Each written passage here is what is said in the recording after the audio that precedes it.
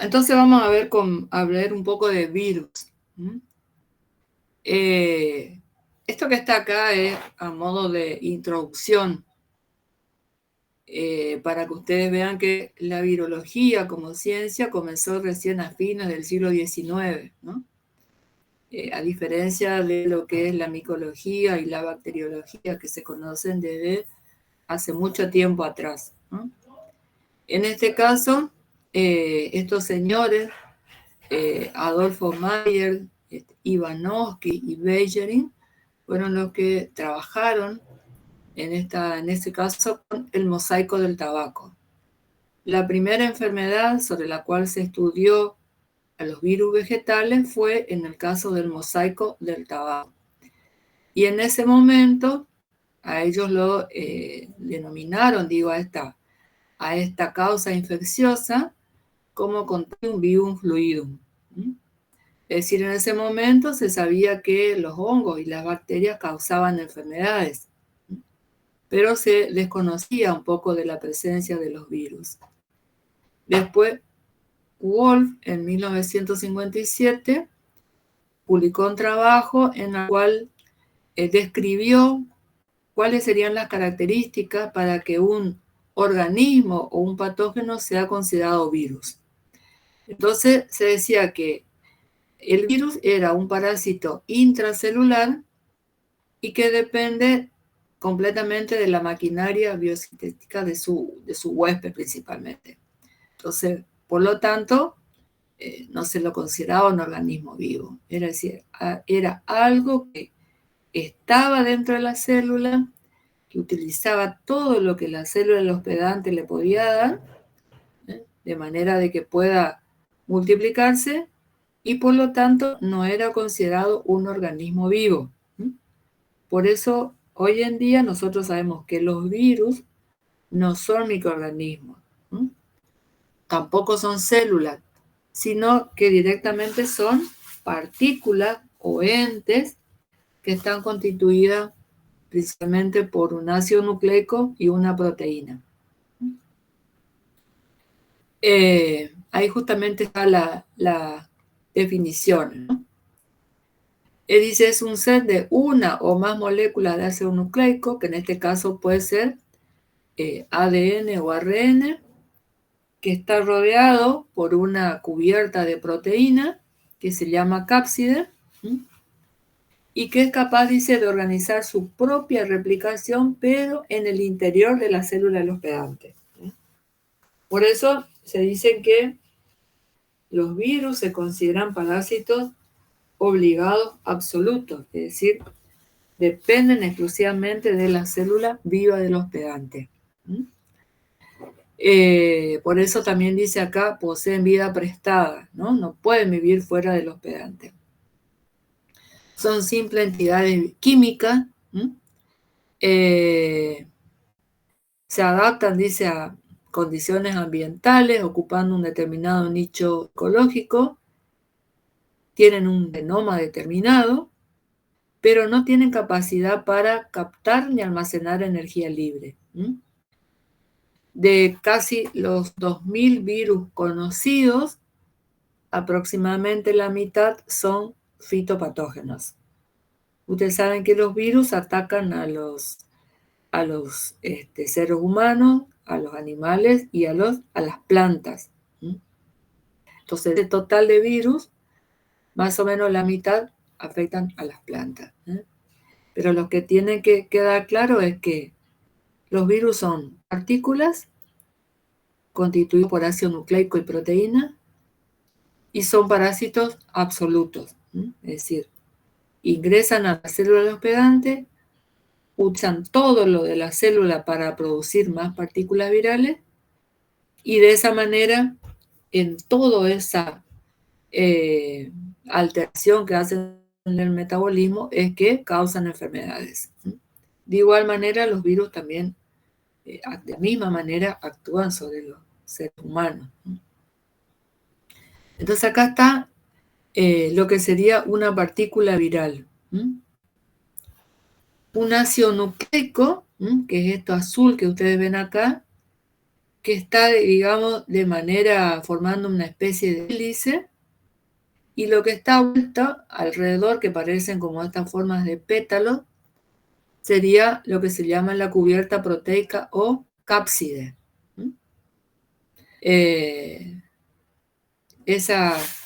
Las cubiertas de proteínas son básicamente aminoácidos, ¿no? El ácido nucleico más o menos constituye del 5 a 40% de la partícula viral y las proteínas de un 60-95%. No se dividen, no producen ningún tipo de esporas.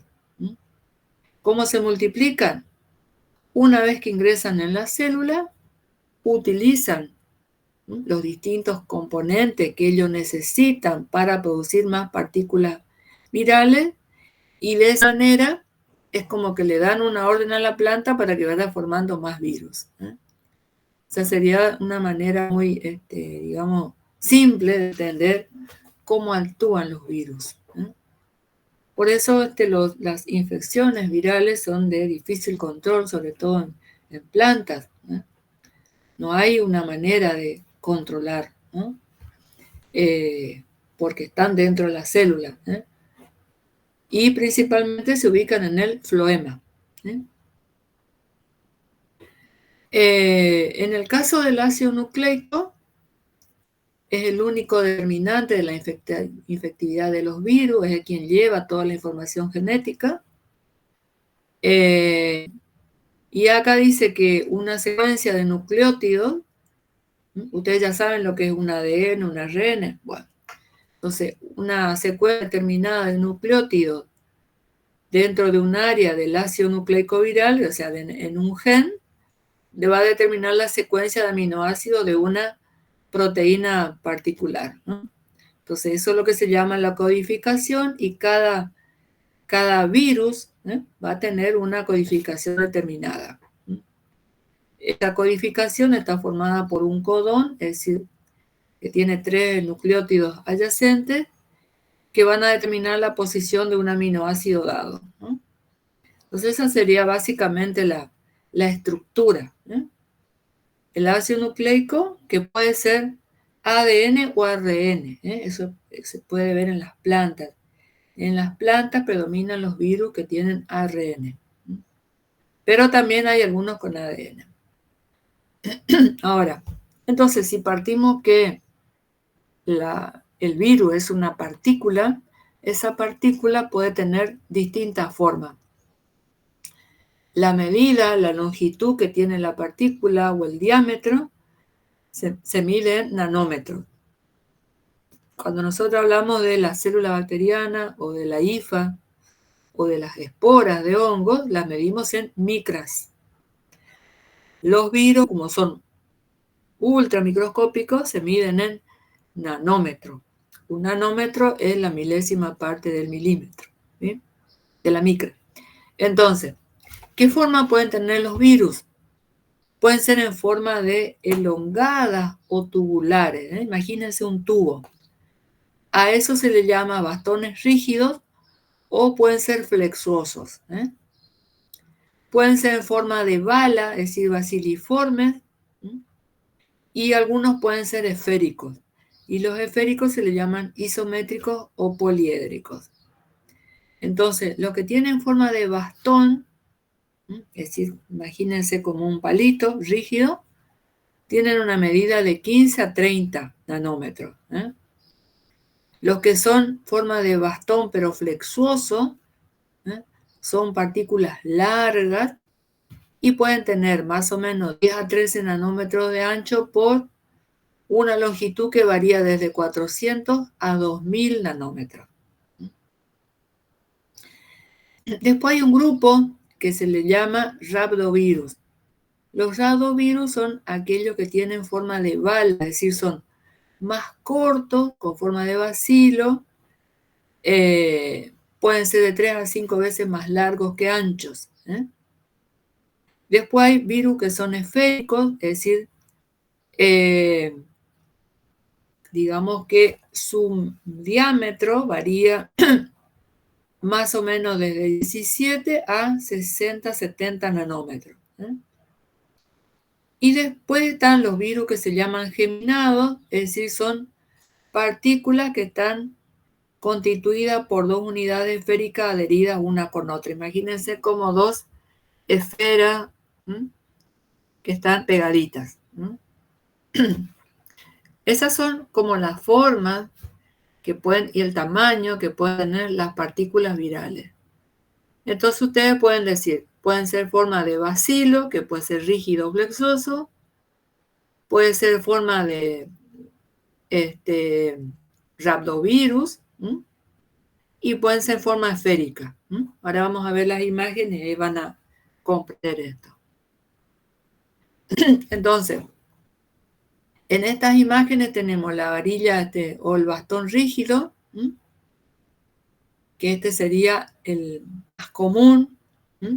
Este es el ejemplo del virus del mosaico del tabaco. Después podemos tener un bastón flexuoso, es decir, que es largo. Este medirá hasta 2000 nanómetros. Y el ejemplo de esto es el virus de la tristeza de los cítricos. Acá sería un esquema de lo que es la partícula viral. El ácido nucleico que está en forma de hélice adentro, y todo lo que rodea alrededor sería la cápside o cubierta proteica. Esto que vemos acá sería un rhabdovirus en forma de bala. Es decir, el ácido nucleico está acá adentro y alrededor tiene como una cubierta proteica bastante gruesa, ¿no? Y después tenemos la forma que es otra, poliédrico o esférico. Y acá adentro va a estar la partícula viral. Y lo que rodea afuera sería la cubierta proteica. Esto que vemos acá, la única manera de observar la partícula viral es mediante el microscopio electrónico. Entonces esto que vemos acá, esta esférica, digamos, es la forma que tiene el virus del enanismo del arroz. Por eso cuando nosotros estudiamos la clasificación de enfermedades de plantas según la etiología, es decir, según la causa, decíamos que en el caso de las virosis, la causa era solo visible al microscopio electrónico, es decir, la partícula.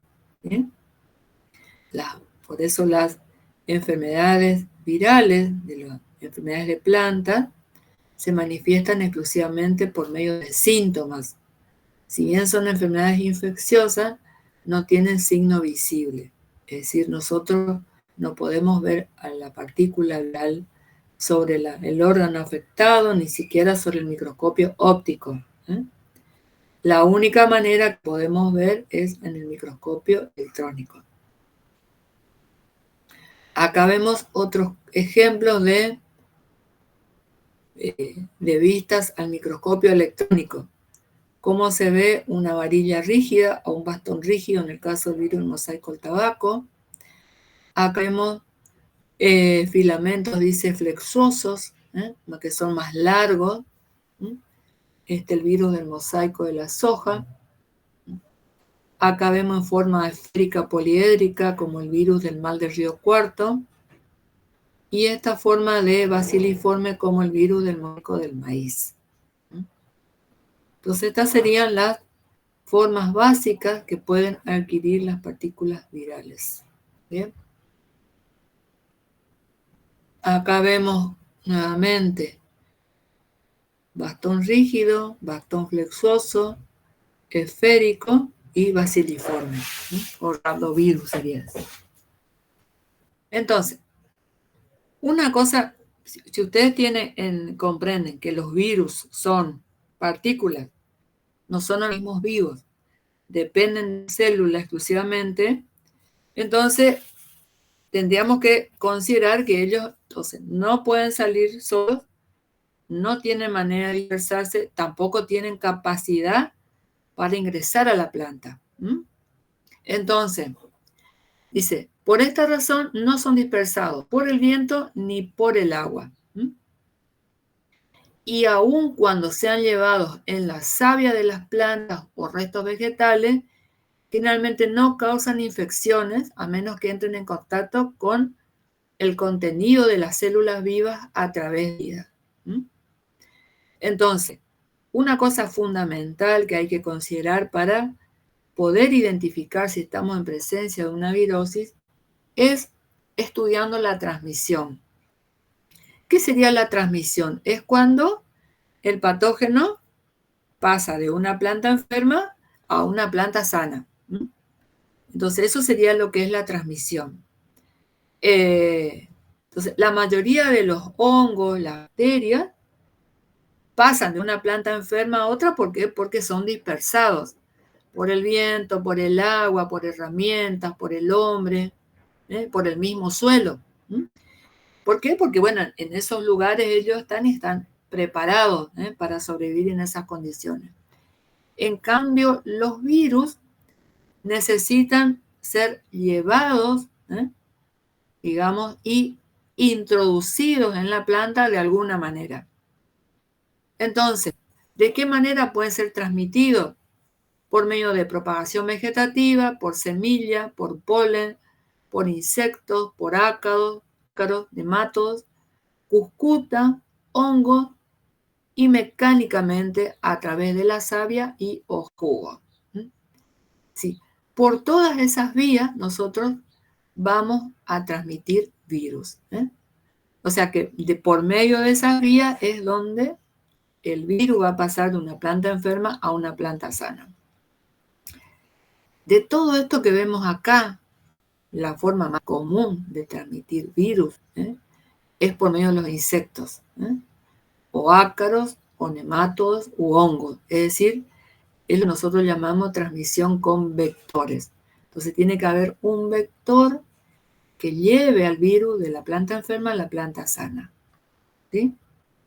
¿Cómo es el modo de infección? Entonces el proceso de infección en la planta se inicia cuando el virus encuentra una herida en la pared celular, la que puede ser provocada por insectos o por labores culturales, provocadas por el hombre u otras de distinto origen. Es decir, tiene que tener alguna abertura, pero alguien lo tiene que introducir para que de esa manera él entre en contacto con la célula viva. Entonces, los virus se penetran en las plantas únicamente a través de heridas, por vectores o por medio del grano de polen infectado que se deposita en el óvulo. Para que la infección se lleve a cabo, el virus debe moverse de una célula a otra y debe multiplicarse. Este movimiento se lleva a cabo a través de los plasmodesmos que unen a las células adyacentes. Sí, una vez que él está dentro, ingresó a una célula, tiene que multiplicarse en esa célula, llenar toda esa célula y pasar a otra célula a través de los plasmodesmos. Y de esa manera llegan al floema. Y a través de él, digamos, se van moviendo de manera sistémica a toda la planta. Esa sería, por eso nosotros decimos que la infección de los virus es sistémica. Es decir, porque una vez que llegó al floema, sigue el camino del floema. Y de esa manera la infección va a avanzar rápidamente. ¿Sí? Lo mismo los virus que afectan a las personas. Una vez que llegan a la sangre, ya se van para todos lados. Por eso que los virus son muy difíciles de controlar, ¿no? Una vez que están adentro ya es difícil. Entonces, fíjense en estos dibujitos acá que están, por ejemplo, esta sería una célula, en este caso de una planta, y acá puede haber, digamos, estar el virus.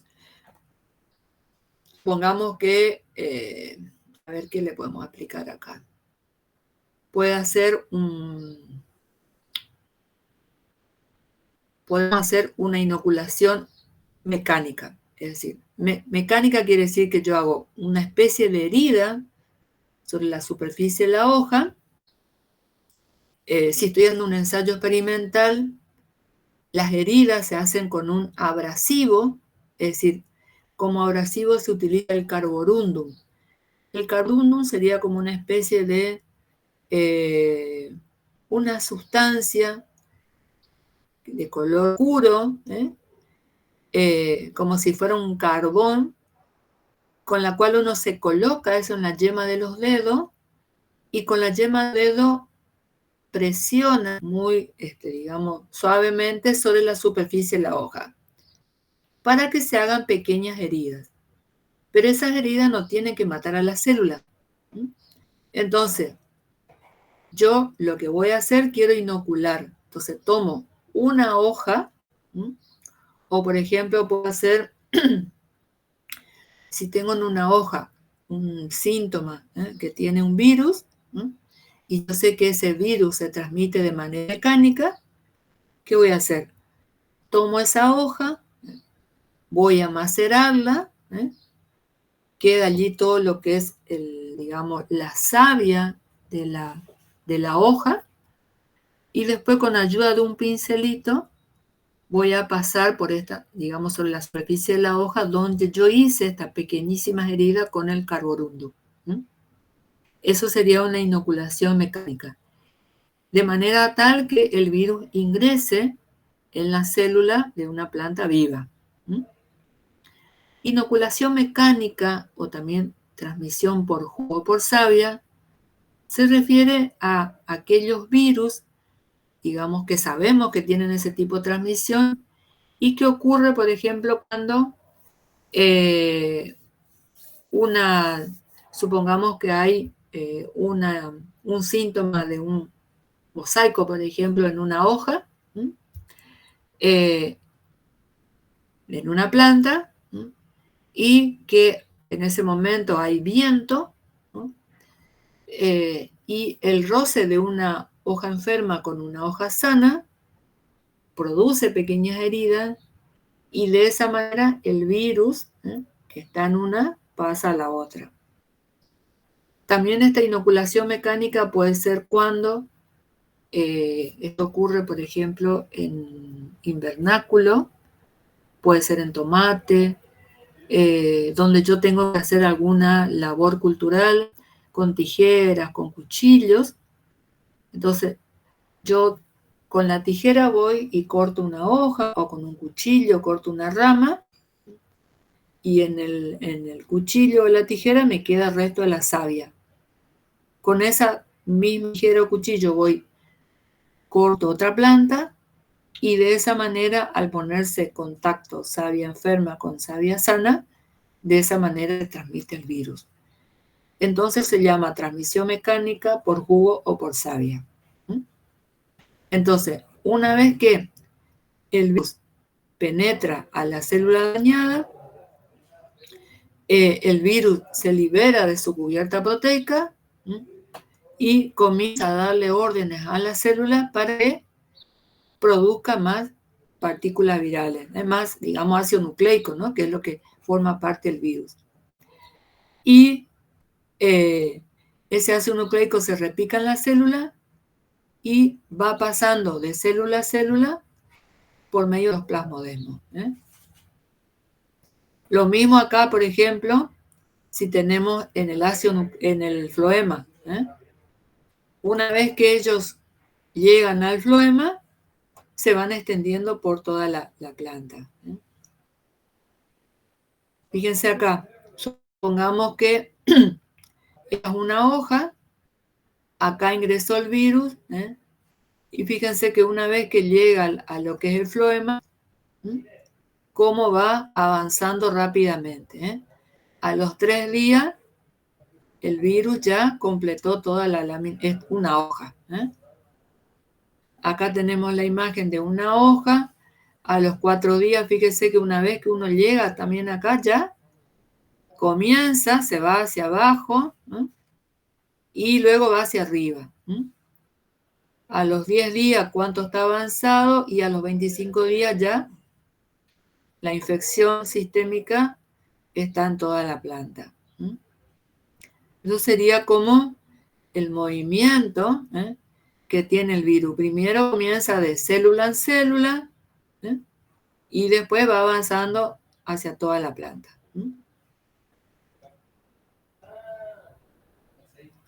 Entonces, los virus eran parásitos obligados absolutos, no pueden penetrar a la planta por sus propios medios, requieren que se les deposite directamente dentro de la célula, no pueden desarrollar en materia orgánica muerta. Una excepción sería el virus del mosaico del tabaco. Este virus tiene la particularidad de que es un virus muy estable y puede permanecer mucho tiempo, digamos, y hasta se lo ha encontrado que queda en los restos de tejido infectado, ¿no? Entonces, dice, sobreviven restos de tejido infectado que queda en el campo después de la cosecha. Entonces, esto es como que sería una excepción. Y los virus, dice, están obligados a pasar de un hospedante infectado a uno sano para poder sobrevivir. Entonces, cuando hablamos de transmisión, dijimos que tenía transmisión por propagación vegetativa, que sería en el caso de cuando hacemos injertos, ¿no? De cualquier tipo, porque ahí estamos poniendo en contacto el injerto enfermo con el injerto sano. Si parte de una planta injertamos en otra y de esa manera estamos, la savia la que se pone en contacto y la savia la que tiene el virus. Mecánicamente a través de la savia, que es lo que explicamos hoy, por semilla, por polen, por insectos, ácaros, nematodos, hongo y cucuta, que es lo que vimos ahí. Y por otro lado dijimos que de todos los tipos de transmisión, la más importante es por insectos. Y actualmente se conocen más de 400 especies de insectos que transmiten virus. ¿Quiénes son los principales insectos que transmiten virus? Los pulgones, las moscas blancas, las chicharritas y trips. Esos serían como más importantes. A ustedes quizá les suene esto porque estábamos hablando de los espiroplasmas y fitoplasmas, que son las bacterias obligadas, que también son parásitos absolutos que viven en la célula y que necesitan sí un vector. En ese caso, tanto para los fitoplasmas y espiroplasmas, los principales transmisores son las chicharritas. Acá en el caso de los virus tenemos pulgones, mosca blanca principalmente, trips, como los principales agentes transmisores. ¿Y por qué se caracterizan estos? Y principalmente porque buscamos a aquellos que tienen aparato bucal picador suctor. Es decir, es aquel que pica y su estilete llega hacia el sistema, digamos, de conductor, al floema. Y como los virus están ahí, entonces ellos lo absorben y cuando van a picar otra planta, de esa manera van a transmitir al virus. ¿Vamos hasta ahí? No sé cómo vamos. Sí, profe, más o menos, vamos. Más o menos. Bueno. Sigamos con esto. Entonces, acá estaba un ejemplo, ¿no?, de los tipos de transmisión, ¿no? Esto vegetativo, por quemación, por injerto, por esqueje, bulbo, hormo, rizomas, tubérculos, estolones, eso tiene todo lo que es propagación vegetativa. Injertos naturales de la raíz, la cucuta también, ¿no?, que se enrolla en una planta enferma y ella va hacia una planta sana también. Ahora, entonces, pero nosotros dijimos que cuando hablamos de transmisión, lo más importante era por medio de vectores. ¿Qué tenemos que considerar en esa transmisión por vectores? Se toman en cuenta estos periodos. El periodo de adquisición, que es el tiempo que necesita el insecto para adquirir el virus al alimentarse la planta infectada. El periodo de latencia es el tiempo que pasa entre que adquirió el virus y el momento que es capaz de transmitirlo a otras plantas. Ese tiempo de latencia varía de pocos minutos a días. Después viene el periodo de inoculación. Es el tiempo que le lleva al insecto transmitir el virus al alimentarse en la planta sana. Y el periodo de retención es el tiempo en que el insecto permanece virulífero sin necesidad de volver a alimentarse de una planta enferma. Entonces, esto es para que yo les explico así de manera simple.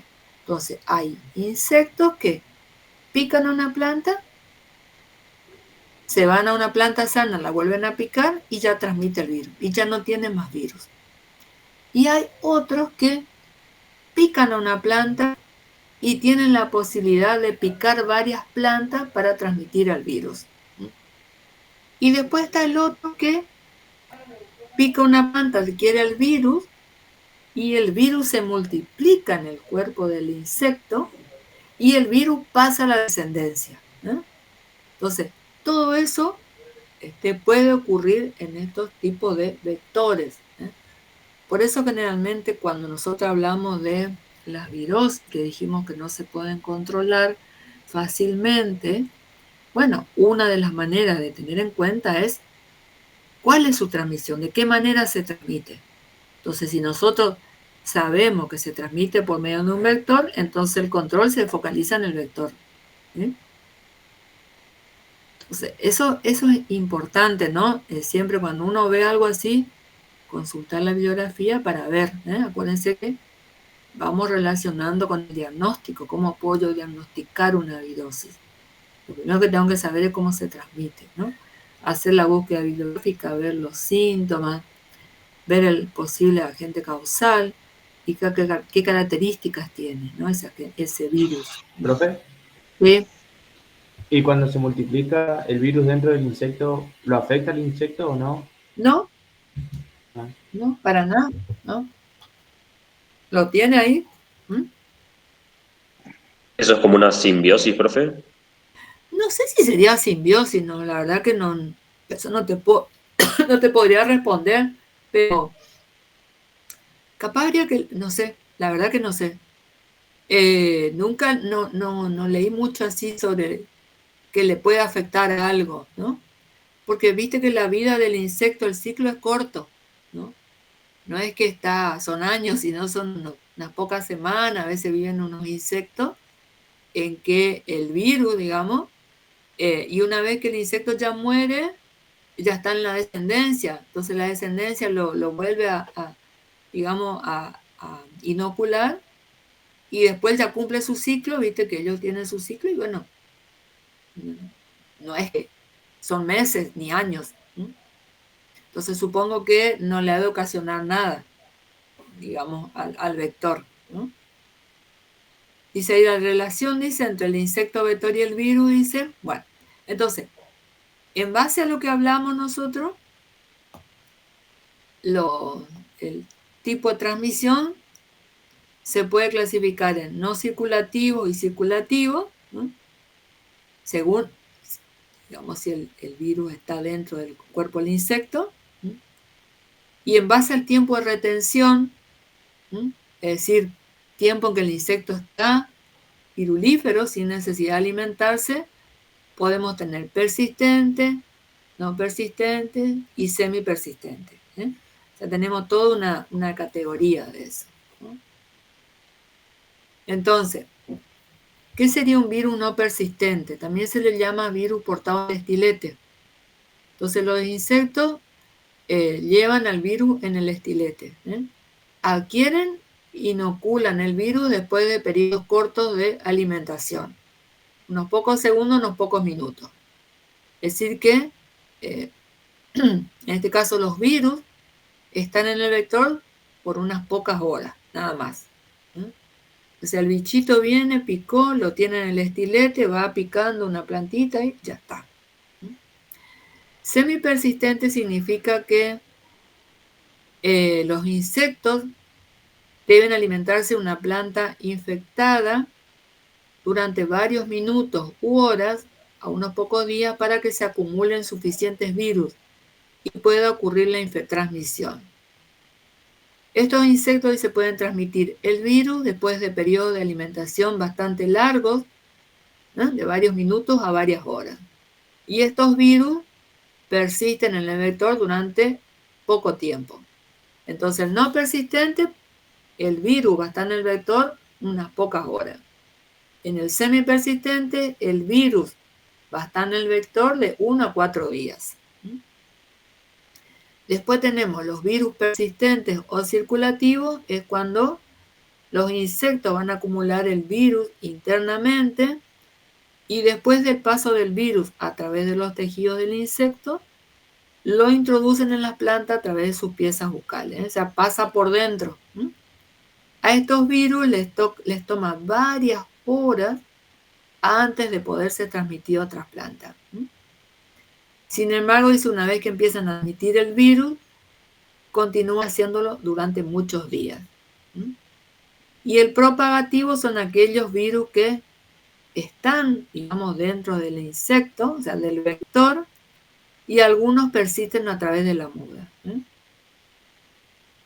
Dice, a estos virus se le consideran virus de planta y de insectos. Posiblemente haya por ahí, dependerá también de la vida, del ciclo de vida del insecto, ¿no? Si es que le puede ocasionar alguna alteración, ¿no? Yo al menos no leí, ¿no? Pero tampoco dentro de los virus que nosotros estudiamos para las plantas no hay así un comentario expresamente de eso.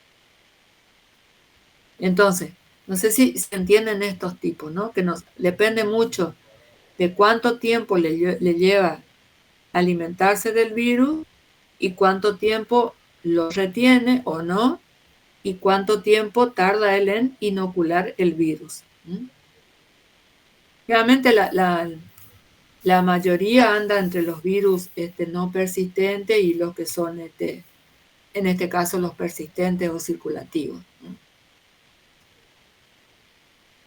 ¿Puedo seguir? Sí, profe. Bien. Acá está, por ejemplo, unos casos de el cuadrito, ¿no? Si nosotros tenemos, por ejemplo, lo que dijimos ahí, la adquisición, si un no persistente no circulativo le lleva menos de 1 minuto, no tiene periodo de latencia, la inoculación le va a llevar segundos a minutos y la retención minutos. ¿Quiénes son realmente? Los pulgones, da como ejemplo. Y si es persistente circulativo, le va a llevar minutos u horas, porque tiene que acumular bastante virus. La latencia le va a llevar 2 horas, días o semanas. La inoculación le puede llevar minutos, horas. Y la retención más de 100 horas. Se te está diciendo 3 días más o menos. ¿Sería 100 horas puede ser? 24, 48, 4 días puede ser. Sería para un persistente circulativo.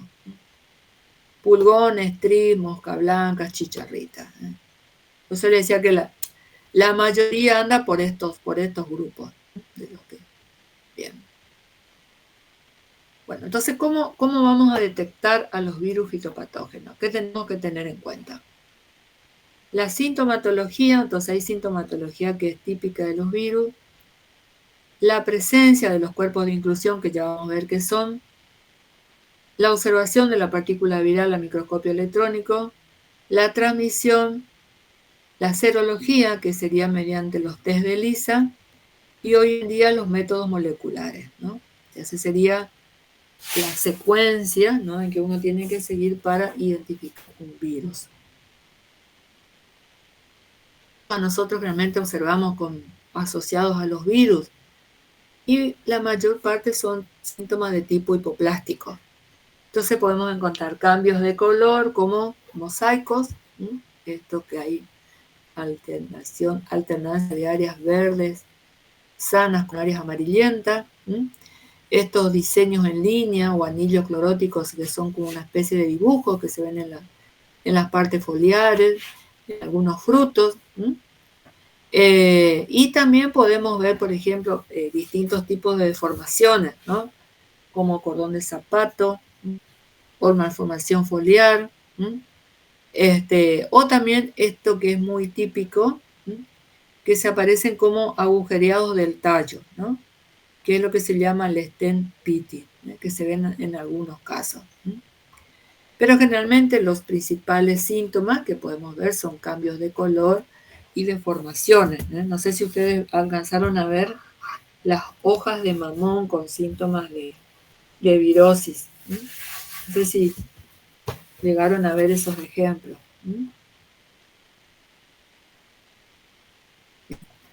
Acá vemos, por ejemplo, nuevamente estos cambios de color con deformaciones. También podemos ver enanismo, menor tamaño de hojas, menor tamaño de la planta, menor tamaño de frutos. También podemos ver esto que se ve acá, de una deformación en las hojas, o sea, reducción de tamaño que queda a una especie de unos folíolos, unas hojas muy en forma como de hilos, y eso se le llama cordón de zapato. O en este caso deformaciones o tipo ampolladuras que se ven en los frutos. Y también hay otros síntomas que no les puse acá que se llama el achaparramiento. Es decir que una cosa es el enanismo y el achaparramiento es cuando hay acortamiento de entrenudos. Y en algunos casos, por ejemplo, podemos visualizar al microscopio óptico lo que se llaman los cuerpos de inclusión. Estos son agregados de partículas virales o de proteínas que se observan dentro de las células y pueden observarse, digamos, en microscopio óptico. Microscopio óptico que nosotros utilizamos, realmente usamos un 400 o un 600 por.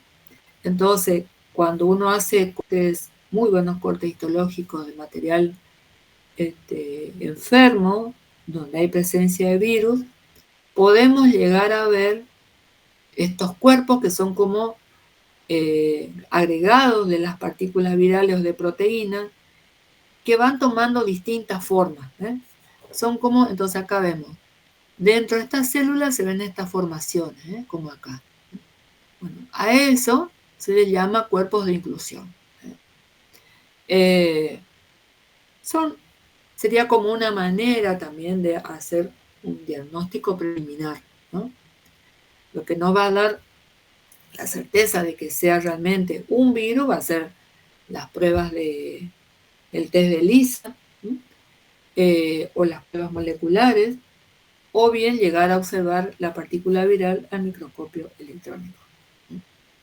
Entonces, en muchos casos de las viroses, así en laboratorios de rutina, realmente se pueden identificar viendo algunos síntomas, sobre todo si nosotros vemos diseños en línea, anillos cloróticos y enaciones, que son los únicos síntomas que causan los virus.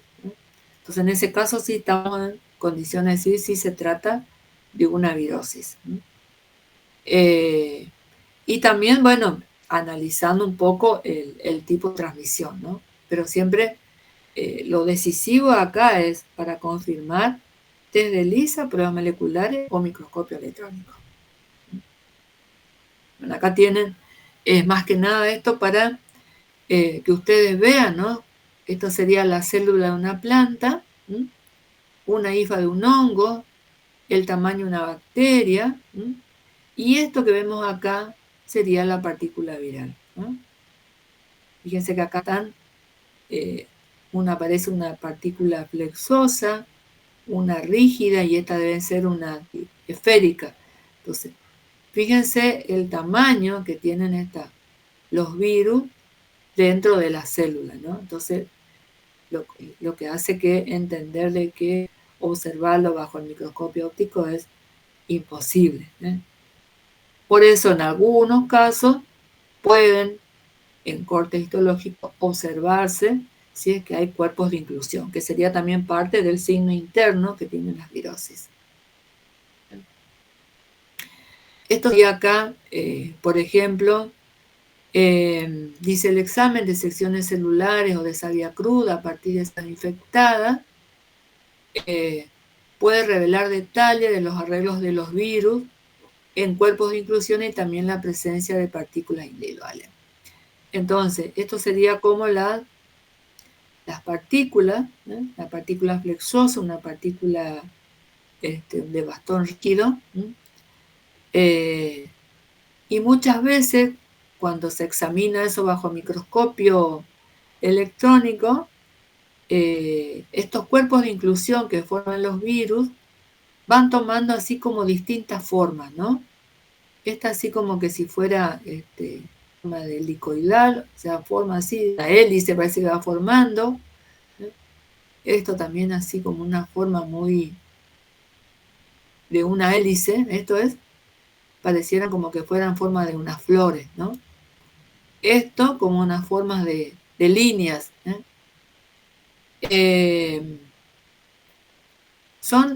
A esto le llaman arreglos, ¿no? Que adquieren las partículas virales cuando se agrupan varias entre ellas, ¿no? Esta forma, eso ya depende del tipo de virus, ¿no? del agente causal en este caso. Esos arreglos que se pueden visualizar a microscopio electrónico. Entonces, la transmisión de los virus desde planta enferma a la planta sana por injerto, ¿sí? O frotando las hojas de planta sana con savia de una planta infectada, sería lo que es la transmisión mecánica. Para ver todo lo que es transmisión por insectos o otros vectores, lleva toda una, digamos, en ese caso, bueno, hay que tener al vector, hay que criarlo al vector en condición experimental, después darle, digamos, infectarlo con una planta que tiene síntomas de virus, y después, una vez que el insecto tiene al virus en su aparato bucal, a esos insectos se lo traslada a jaula donde están creciendo nuestra planta sana, ¿no? O sea, hay todo un proceso, un procedimiento que se hace para lograr la inoculación. Entonces, si ustedes recuerdan los postulados de Koch, era nosotros queremos ver si realmente, en este caso, ese virus, ¿no?, que en este caso tiene ese vector, es realmente el agente causal de esa virosis, ¿no? Yo les decía el otro día que cuando hablamos de diagnóstico, que el cumplimiento de los postulados de Koch, el primero, el segundo, el tercero y el cuarto, se va adaptando según las características del agente causal, ¿sí? Y acá está, por ejemplo, dice la prueba más definitiva de la presencia de un virus es digamos, hay que purificar la partícula, se hace microscopía electrónica, serología con los test de ELISA o los métodos moleculares, principalmente PCR. Bien. ¿Cómo vamos ahí? ¿Estamos todavía ahí? Sí, profe. Ya vamos a terminar enseguida, ¿eh? Bueno. Y una cosa también hay que tener en cuenta es la taxonomía y nomenclatura que tienen los virus, ¿eh? Esto está establecido por el Comité Internacional de Taxonomía de Virus, y para esto hay reglas, ¿no? Vieron que cuando ustedes estudiaron botánica, tienen una cierta nomenclatura, lo mismo cuando hablamos de hongos y bacterias. Por eso dice que la nomenclatura de virus y agentes subvirales es independiente de otras nomenclaturas biológicas y debe ser hecha en inglés. Entonces los niveles jerárquicos, taxones, que toman en cuenta son orden, familia, subfamilia, género y especie. Dice, hay algunas taxas inferiores que no están ligadas a estas otras taxas, pero que son géneros que no pertenecen a ninguna familia y a su vez familia que no pertenecen a ningún orden. Entonces lo clasifican como géneros y familias flotantes, ¿eh? Entonces la clasificación primaria de los virus es en especie y el nivel más alto es en familia, ¿no? Más arriba va a venir el orden. Entonces, el nombre de la especie, se forma de acuerdo a la secuencia. Entonces, ¿cómo se forma el nombre de un virus? Entonces se toma en cuenta el hospedante, más el síntoma, más la palabra virus. Entonces, fíjense acá. Tobacco, mosaic, virus. Entonces, el virus del mosaic tomamos en cuenta primero el hospedante, que es el tabaco, el síntoma, mosaico, y el virus. En este caso, el virus X, así se llama, de la papa, también lleva el hospedante. En este caso no hay ninguna palabra de síntoma, pero va directamente al virus. Potato virus X. ¿Ya? También podemos utilizar otra nomenclatura, considerando al hospedante más la localidad donde el virus se aisló por primera vez, más la palabra virus. Entonces, acá yo le estoy dando el nombre en español, ¿no? Entonces, en este caso, el mal del río Cuarto es el nombre común de una virosis que afecta al maíz. Es una virosis que fue detectada en Argentina y fue detectada por primera vez en la localidad de Río Cuarto. Entonces, el nombre que se le dio al virus se consideró así. Se colocó el nombre del lugar, por eso dice mal del río Cuarto, virus. Entonces, el virus del mal del río Cuarto del maíz. Después dice, en caso de ser una especie aceptada por este comité internacional, el nombre se escribe en itálica, solo con la inicial de la primera palabra en mayúscula. ¿Sí? Por eso viene acá, tobacco, mosaic, virus. La primera va acá con mayúscula y el resto todo con minúscula y en itálica. Después dice, en las publicaciones, primero se escribe el nombre completo del virus y entre paréntesis su sigla, el acrónimo. Entonces el tobacco mosaic virus es el TMB. ¿Sí? Entonces, así ustedes van a ver en los libros esas siglas, como dentro de las virosis que nosotros estudiamos en fitopatología son unas pocas. Entonces, seguramente ustedes van a familiarizar esas siglas y van a saber a qué virus se refieren.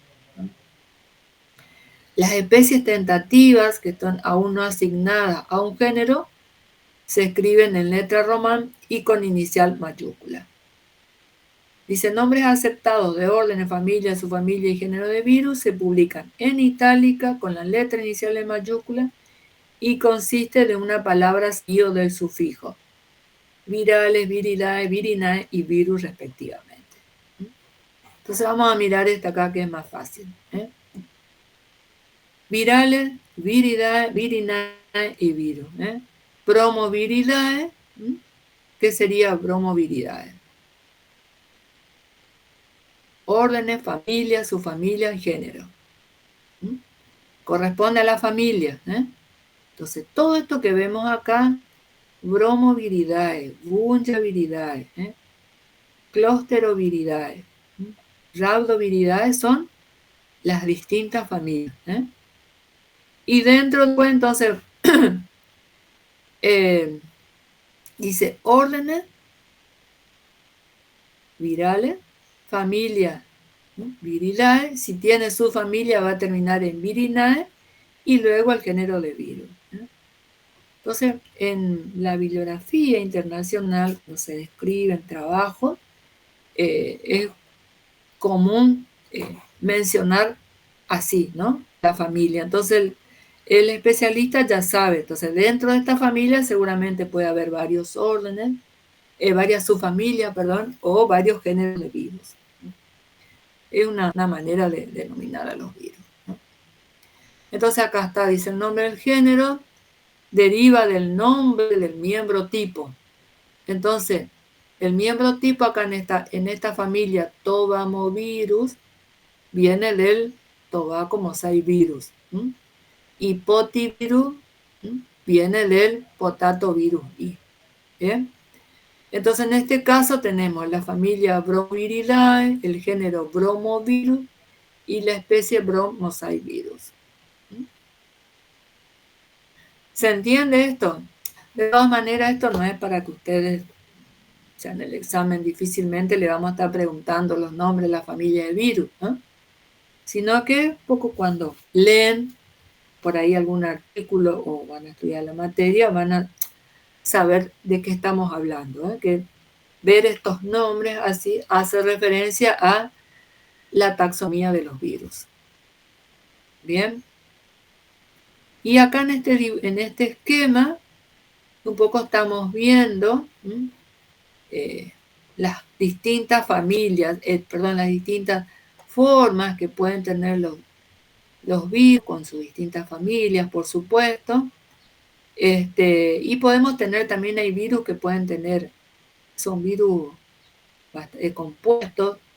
Hay algunos que tienen una sola partícula y hay otros que pueden tener 2 partículas, otros tienen 3. Si son características, ¿no? Que en ese caso no.